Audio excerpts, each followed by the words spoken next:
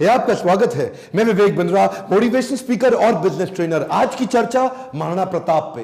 Comment box में बहुत आपने रिक्वेस्ट किया था, कौन है महाराणा प्रताप? 7.5 फुट के कुंभलगढ़ में जन्म लिए मेवाड़ी राजा, राजस्थान के शक्तिशाली राजपूत। वो जब पूरा अकबर भारत को जीत चुका था, तब अकेले मेवाड़ में ये खड़े हुए अकबर के खिलाफ। अकबर को देखिए, अकबर कभी जीता नहीं, राणा कभी हारे नहीं।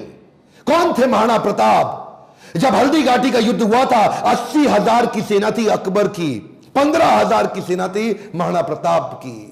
ध्यान दीजिएगा, वो 80,000, ये 15,000। राणा बोलते थे एक आदमी 5 को खत्म करेगा। ध्यान दीजिए, अकबर की सेना में दम था। कम ऑन, अकबर की सेना में दम था, राणा के सीने में दम था। राणा कभी हारे नहीं, अकबर कभी जीता नहीं। शुरू से शुरू करते हैं। 9 मई 1540 को इनका जन्म हुआ कुंभलगढ़ में। महाराणा उदय सिंह और माता जयवंती बाई। माता जयवंती बाई इनकी न केवल मां थी, बल्कि इनकी पहली गुरु भी थी। बचपन से इनमें लीडरशिप क्वालिटी इतनी ज्यादा थी कि खेल खेल में ये बच्चों के लीडर बन जाते थे, उनकी टीम बना देते थे, उनके रोल, उनके गोल डिसाइड कर देते थे। और उसी समय अस्त्र शस्त्र, पूरी आर्मी की, मिलिट्री आर्मी की पूरी ट्रेनिंग ले ली इन्होंने। परिवार में कई लोग थे।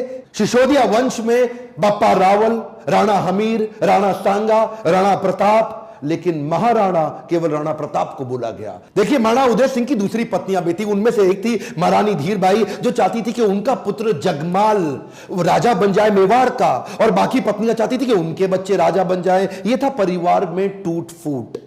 अकबर बहुत तेज था, वो जानता था कि बड़ा आसान तरीका है, इन्हीं राजपूतों को आपस में लड़वा दो, कुछ को अपने साथ ले लो, बाकियों को खत्म करना आसान हो जाएगा। वही हुआ, राजपूतों में आपस में लड़ाई हो गई। जब जब घर टूटेगा, तब तब पड़ोसी आके लूटेगा। यही हुआ, हर बार ऐसा होता आया है। यह पहली बार तो हुआ नहीं है। 326 बीसी के अंदर जब सिकंदर भारत आया था, तो महाराजा आम्बी ने पोरस को धोखा देके उनसे संधि कर ली। पोरस हार गए। मोहम्मद गौरी कभी पृथ्वीराज चौहान को ना हरा पाते, जयचंद उनके साथ मिल गया, इसीलिए पृथ्वीराज चौहान हार गए। ब्रिटिशर भी हमारे देश में क्या कर लेते, वो तो ग्वालियर के सिंधिया, इंदौर के होलकर, हैदराबाद के निजाम और पटियाला के राजा 1857 में इन्होंने धोखा दे दिया, इसलिए हमारा देश मार खा गया था। और इसी तरह मुगल भी महाराणा प्रताप को कभी हरा नहीं पाते। वो तो जब परिवार टूटेगा, तब तब पड़ोसी आके लूटेगा। आमेर के महाराज को इन्होंने अपने साथ ले लिया, टोडरमल को अपने साथ ले लिया, जयसिंह को अपने साथ लिया। इन्होंने परिवार के ही लोगों को तोड़वा के अपने साथ जोड़ लिया। अकबर स्मार्ट था। यहां पे महाराणा प्रताप अकेले पड़ गए, लेकिन भीलों की सेना बनाई। वो जो जंगली भील होते हैं, उनकी मदद ली, उनको ट्रेन किया। ये हारे नहीं कभी महाराणा प्रताप। वो आते थे, इनको पर अटैक करते थे। थोड़े दिन के लिए महाराणा प्रताप इधर उधर निकल करके फिर दोबारा नई सेना बना के फिर खड़े हो जाते। देखिए, ना तो ये महाराणा प्रताप को मार पाए, ना ही उसको पकड़ पाए। महाराणा प्रताप हर बार बाउंस बैक करते थे। महाराणा प्रताप शरीर से इतने ताकतवर, 7.5 फुट की उनकी हाइट, 70 किलो का उनका कवच, 10-10 किलो के जूते, 10-10 किलो की तलवार, 80 किलो का भाला। बहलोल खान को कैसे काट डाला? कौन था बहलोल खान? ये थे अकबर का सबसे बड़ा सेनापति, जो हल्दी घाटी के युद्ध में आया था। एक तलवार की काट से इन्होंने बहलोल खान समेत उनके घोड़े को 2 हिस्से में चीर डाला। ये बार बार लड़ाइयों का कारण समझिए। पॉलिटिकली और जियोग्राफिकली मेवाड़ अकबर के लिए दिल्ली से बहुत महत्वपूर्ण था। गंगा मार्ग के व्यापार मार्ग को यह पश्चिमी तट के साथ जोड़ता था। जियोग्राफिकली अगर वेस्टर्न हेमिस्फीयर से कुछ भी इंपोर्ट करना है, कुछ भी एक्सपोर्ट करना है, टेरिटरी से कोई सपोर्ट लेना है बाहर से भारत के, तो अकबर को मेवाड़ पार करना पड़ता था। मेवाड़ ऐसी किरकिरी बन गया, और ये मेवाड़ को जीत नहीं पा रहे, क्योंकि वहां पूरा भारत तो मान जाता था, और वहां महाराणा प्रताप अकड़ के खड़े थे।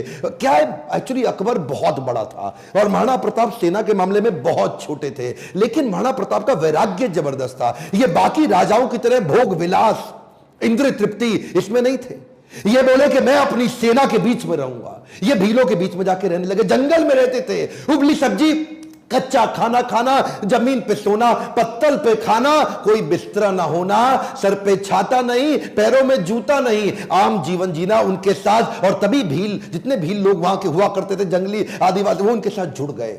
वो तन मन धन से जुड़ गए। वो कहते थे अगर आप कहें अभी गर्दन कटवा देंगे। अकबर इसीलिए घबराता था। अकबर ने कई बार कई लोगों को भेजा, इन्होंने टोडरमल को भेजा, इन्होंने राजा मान सिंह को भेजा, इन्होंने और हिंदू राजाओं को भेजा कि तुम जाके इनको समझाओ। जलाल खान, कोरची, भगवान दास सब आए।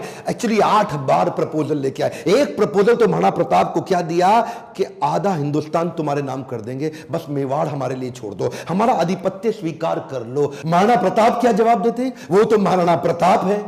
मारो मेवाड़ी सरदार, मेवाड़ी सरदार, नील घोड़ा अश्वार राणा, सुने तो जय जय। जिस पे दो धारी तलवार राणा, सुनता जाजो जी। मारो मेवाड़ी सरदार, नीले घोड़े रासरार। कितनी सुंदर लोकगीत है। इतने सुंदर, आज भी इनको भगवान मानते। मारो मेवाड़ी सरदार। और ये तो क्या, अब्राहम लिंकन की मां ने उनको एक बार कहा कि बेटा तुम हिंदुस्तान जा रहे हो? बोला हाँ मैं हिंदुस्तान जा रहा हूं, एक काम करना मेरे लिए वहां से कुछ लाते आना। क्या चाहती हो मां? बेटा मैं चाहती हूं कि हल्दी घाटी से थोड़ी मिट्टी लेकर के आना। मैं महाराणा प्रताप आज भी उनको पूजनीय इसलिए मानती हूं क्योंकि वो राणा ने आधे देश के बदले, एक खमौन क्या, आधे देश के बदले अपना छोटा सा राज्य मेवाड़ बदले में अकबर को देने को तैयार नहीं हुआ। अकबर बोलते थे आधा देश तुझे दे दूंगा अगर तू केवल मेवाड़ मेरे लिए छोड़ दे। मेवाड़ स्ट्रैटेजिकली इतना इंपॉर्टेंट, लेकिन महाराणा प्रताप तो महाराणा प्रताप। मारो मेवाड़ी सरदार। हल्दी घाटी का युद्ध 1576 का, इतनी छोटी सेना होने के बावजूद महाराणा प्रताप स्ट्रैटेजिकली युद्ध को कैसे लड़े? देखिए अरावली की जो रेंज थी, पहाड़ियों की और घाटियों की, उसकी बहुत जानकारी थी इनको। कीका ये वहीं पैदा हुए, वहीं घूमे। छापामार युद्ध, द्विकंटक नीति, सैनिकों को बोले पहाड़ियों में ऊपर से और घाटियों के नीचे से पूरी तरह कवर करो, और अफगानी राजाओं को अपने साथ लिया। हाकिम खान जो उस समय अकबर के खिलाफ था, ये जैसे जैसे अकबर इनके खिलाफ लड़ते, ये भी अपने स्ट्रैटेजिक अलायंस को बिल्ड करके अफगानी राजा को अपने साथ लेके आए। बहुत छोटी सेना के बावजूद अकबर के छक्के छुड़ा दिए। अकबर सामने नहीं आता था इनके, अकबर को डर था। इनकी तलवार, अकबर की हाइट कम थी, एक बार मारेंगे घोड़े हाथी समेत काट देंगे। चेतक इनका इतना पावरफुल घोड़ा कि उसके आगे ना सूंड लगा देते थे। हाथी कंफ्यूज होता था कि ये घोड़ा नहीं है, कहीं हाथी तो नहीं है। था साथी तेरा घोड़ा चेतक जिसमें तू सवारी करता था, थी तुझमें ऐसी कोई खास बात जो अकबर तुझसे डरता था।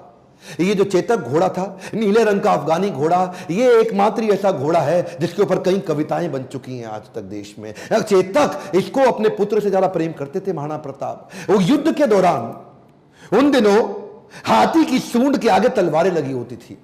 जब ये छलांग मार के अपने घोड़े के साथ जा रहे थे तो उस तलवार से एक पांव चेतक का कट गया। युद्ध के दौरान जब महाराणा प्रताप अकेले फंसे थे ना, तो यही वो चेतक था जो इनको भगा के एक कटी टांग से 28 फीट का गहरा नाला टाप के चला गया।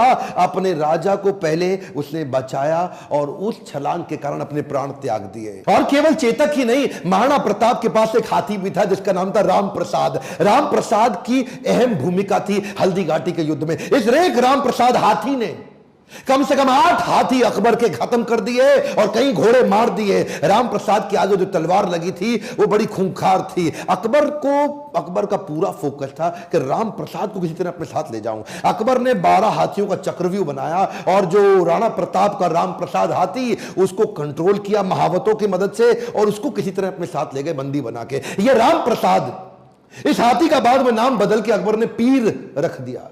और यह पीर हाथी, इसको 28 दिन तक अकबर बोलते रहे सब कुछ खिलाओ सब कुछ पिलाओ। राम प्रसाद ने सब खाना बंद कर दिया, अन्न जल का त्याग कर दिया। अपने राणा प्रताप से बिछड़ने के दुख में वो ना कुछ खाया ना कुछ पिया। 28 दिन के बाद वो राम प्रसाद हाथी जो कमजोरी के कारण इसने अपना शरीर त्याग दिया। क्या बोला अकबर? अकबर बोला जिस महाराणा प्रताप के हाथी ने मेरे आगे सर नहीं झुकाया, मैं उस महाराणा प्रताप का सर कैसे झुकवा दूंगा। 1580 में अकबर ने फिर ट्राई किया। इस बार अपने अब्दुल रहीम खान खाना, जो उनका सबसे शक्तिशाली सूबेदार, उसको सूबेदार नियुक्त किया इस बार अजमेर में।